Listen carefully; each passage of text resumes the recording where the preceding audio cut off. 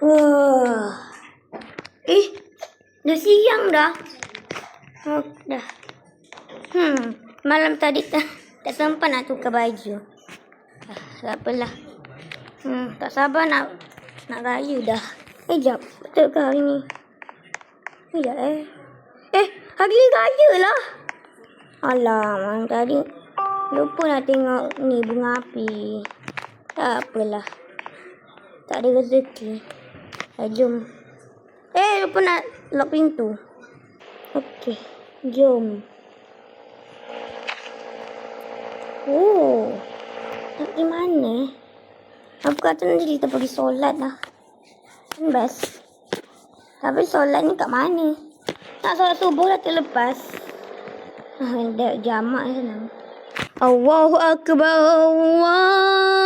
Allahu Akbar.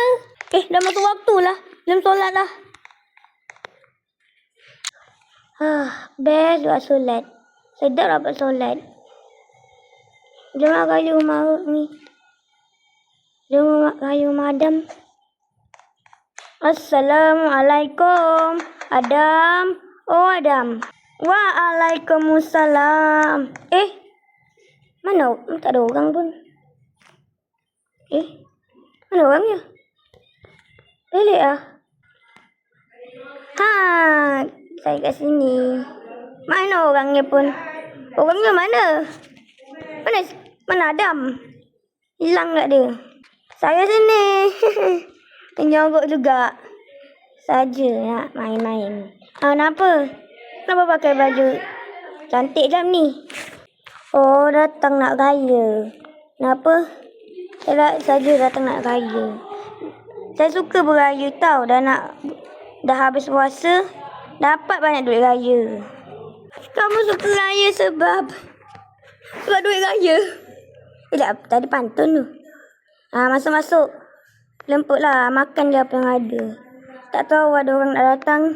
Makanlah apple ni. Percuma. Nak pergi ambil barang je. Macam nak ambil duit raya tu.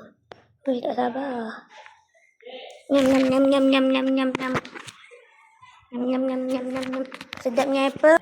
Dah sampai. Nah, duit raya saya bagi. Ni banyak sangat ni Adam. Betul ke ni? Berapa banyak dalam ni? 1 juta je.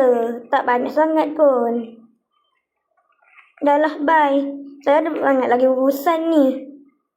Bye. Terima kasih Adam. Terima kasih. Dan itulah raya ni.